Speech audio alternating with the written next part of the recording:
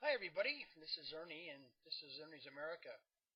Yes, I still love America, and I always shall, as long as I live. I want to share with you today a little story. Matter of fact, it's two stories.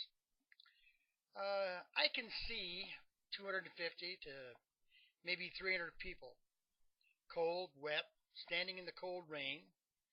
They are pressed up against a cold steel chain link fence with razor wire wound in circles on top. They are chanting for a man about to be put to death. A man who has killed and mutilated 7 women in a killing frenzy in an unknown state in and across the United States. The year doesn't really matter, as this story is a symbolism of the radical left, and especially most of Hollywood. The actors and actresses filled with love, hope, and peace. They cry for this fictional prisoner that he may be spared his life, for he is a human being who has a right to live in peace and to be forgiven his actions against these late 7 women. The women who have families, mothers, fathers, children, and more friends and relatives. They chant for his commutation so that he may live. They grieve not for the 7 women, but for the possibility of this man's death. They grieve not for the families or anyone else, only for the killer of these 7 women.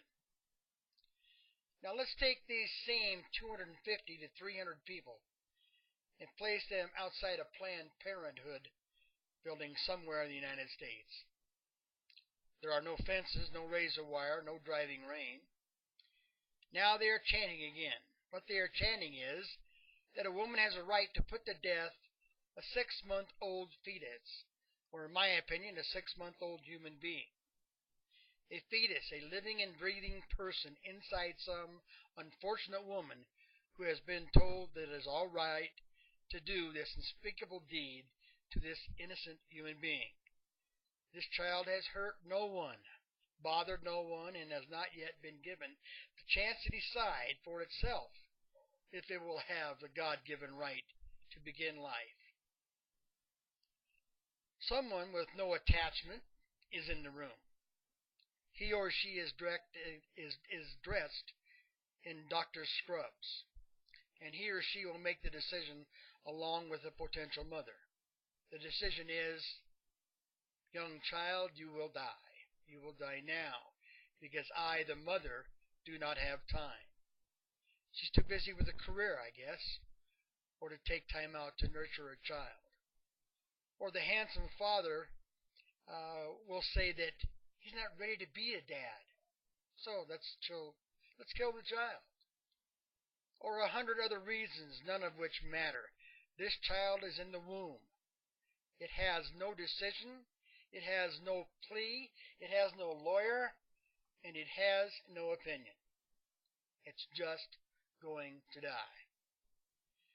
As a friend once from Twitter said to me, it's too bad that our leader, our president, Barack Hussein Barry Obama, has a problem, a real problem, with pouring water on terrorists, Islamic terrorists in Gitmo, but no compunction whatsoever to sucking out the brains of an infant before the child has a chance at life. That's a pretty big swing for me, Mr. President.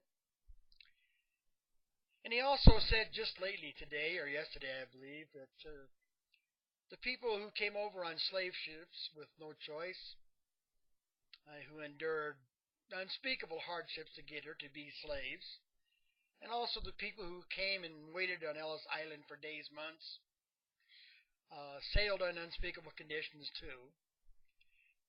Our president said that those people were the same as the people who swim across the Rio Grande River or climb the fences down by Juarez. Really, Mr. President? You can actually speak about those people in the same sentence?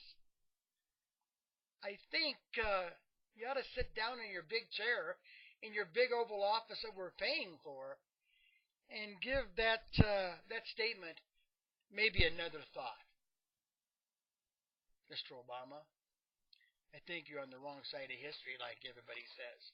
And I think you know it. And I really, quite frankly, my dear, don't think you give a damn. Thank you, America. Thank you for watching me. And tune in, tell your friends. And remember, this is a beautiful, wonderful country. It always will be. And even though 53% of the people think our best days are in the past, they're wrong. This is America. We will survive, and we will come back. Thank you, and God bless America.